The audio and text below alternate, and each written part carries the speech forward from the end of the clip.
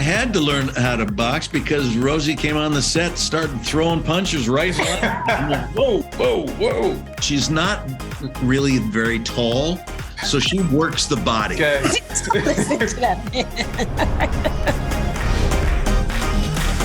Bryan and Rosie, how are y'all doing today? Good. So good. Great to talk to you, Kwam, and thanks for having us to talk about Your Honor. I can't do this. There are memories that I just can't bear. Who do you think you're talking to? Why do I keep seeing you around my hotel? What do you want with my family? You just keep doing everything I tell you to do. And you will be just fine. What are you not telling me? Stay away from my family. The Baxters hunt you down. Get him. That's not how this is going to play out. Bryan, your character, Michael, he's an honorable judge, but he's doing some dishonorable things all in the efforts to save his son. And spoiler alert, for those who haven't seen it, it doesn't really work out. But there's a huge transformation from this beginning of season 1 to the start of season 2. Take me through what was it like preparing for the role of Michael compared to the first season? Well, as you mentioned, the end of season 1 ended. It was tragic. Michael did everything he could to save the life of his son, and he failed. Basically, he lost everything. So that's where we meet him in the second season. He's completely flipped, and instead of striving to stay alive, he wants the opposite, which I thought was fascinating to play. He therefore is thrust back into a life he didn't want. And a lot of that is due to a person named Olivia, who is just a pain in the butt. This character is just awful. Played beautifully by Rosie Perez, but she's doing the job really well. Rosie, I was just watching a Good Morning America interview where you were talking about, how you came onto this show. You pretty much said that Bryan strong-armed you into taking this role. Do you mind taking us through the story? I got a call on a Friday and they said, will you take this? And I said, no, I don't have enough time to prepare. I mean, Your Honor, excuse me, I want to be like amazing in it. I don't know. And then Bryan emailed me saying, I want you to do it and please call me. And I called a mutual friend of ours and he goes, call him. You would be a fool not to call him, not to do this. And so I called him reluctantly. And after a very, very long conversation, I was so angry at him because I knew I was saying yes. But it was great because he did say he would have my back, and he surely did.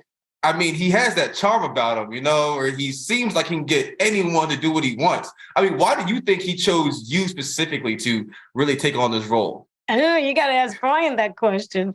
Bryan. I'll tell you, Kwam, I'll tell you what it is that we devised this character late, and it was an incredibly important character to cast. I mean, virtually every scene that we did together over 10 episodes, she's driving the scene. And that's what Rose did. She came out and she said, I hate all of you for we do this. Let's go. And she took a dive and swam the length of the pool. It was fantastic. Have I given you the impression that any of this is optional? If we do this correctly, every single person will get what they deserve.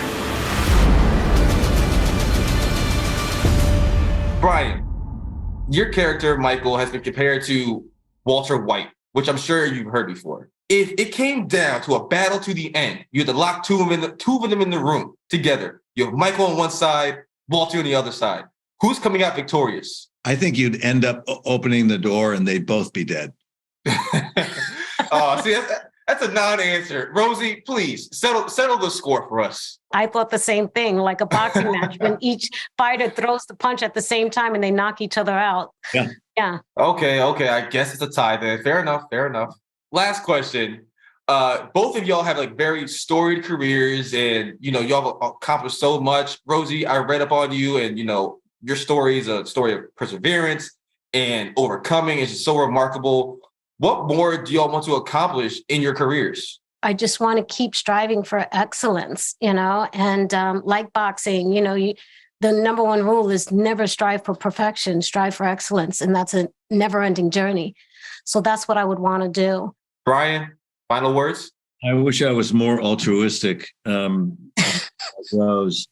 I think, you're forever learning something. And I think that's to embrace that and to continue being a student, even in a profession that I've known so well for so long. But there's always something to learn. And I want to keep venturing into arenas that I'm unfamiliar with and see what happens, to keep testing that and trying something new. And you may find out you're not very good at something, and that's okay too, but I want to keep taking those risks. Yes. Can I say one thing though? For sure. Bryan knows how to box. Does he?